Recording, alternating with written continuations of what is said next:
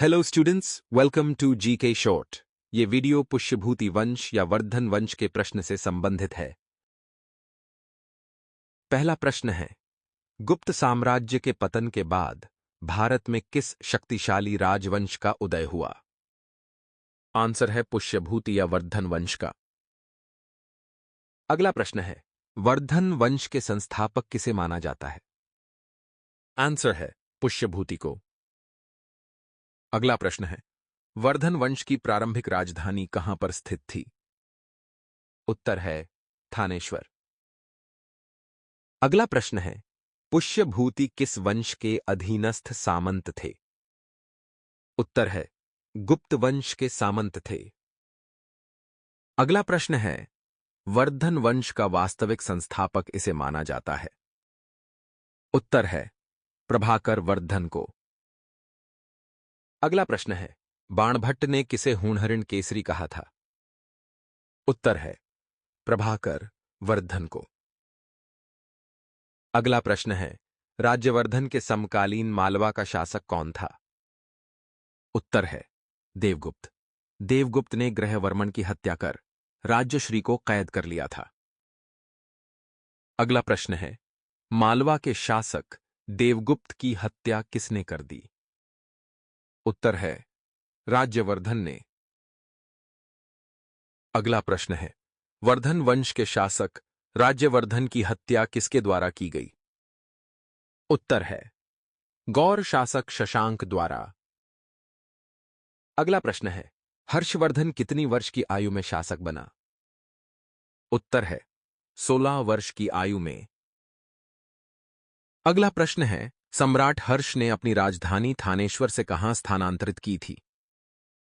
उत्तर है कन्नौज। अगला प्रश्न है, हर्षवर्धन के शासनकाल में किस चीनी यात्री ने भारत की यात्रा की थी? उत्तर है ह्वेनसांग ने। इसने सीयू की नामक पुस्तक लिखा।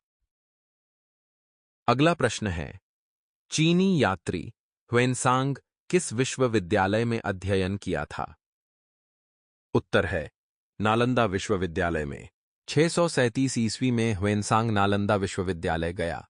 उस समय वहां का कुलपति आचार्य शीलभद्र थे। अगला प्रश्न है, हर्षवर्धन को किस शासक ने पराजित किया था? उत्तर है पुलकेशिन द्वितीय ने। हर्षवर्धन और पुलकेशिन द्वितीय के मध्य युद्ध का विवरण ऐहोल अभिलेख से प्राप्त होता है।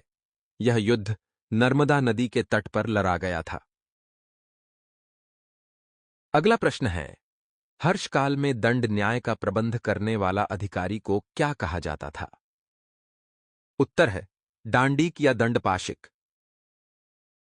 अगला प्रश्न है, किस शासक ने सर्वप्रथम पदाधिकारियों को शासन पत्र द्वारा भूमि देने की प्रथा चलाई?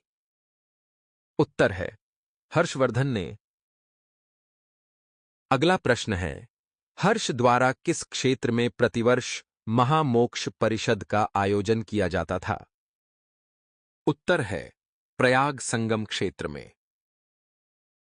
अगला प्रश्न है, हर्षकालीन कन्नौज धर्म महासभा की अध्यक्षता किसने की थी? उत्तर है ह्वेनसांग ने।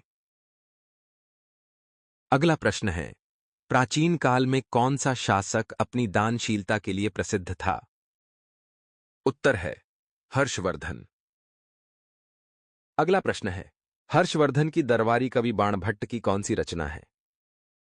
उत्तर है हर्षचरित्र और कादंबक। अगला प्रश्न है, मयूर भट्ट नामक प्रसिद्ध कवि किसके राज दरबार में रहते थे? उत्तर है हर्षवर्धन के दरबार में। अंतिम प्रश्न है, नागानंद, प्रियदर्शिका और रत्नावली किसकी रचना है? उत्तर है हर्षवर्धन की।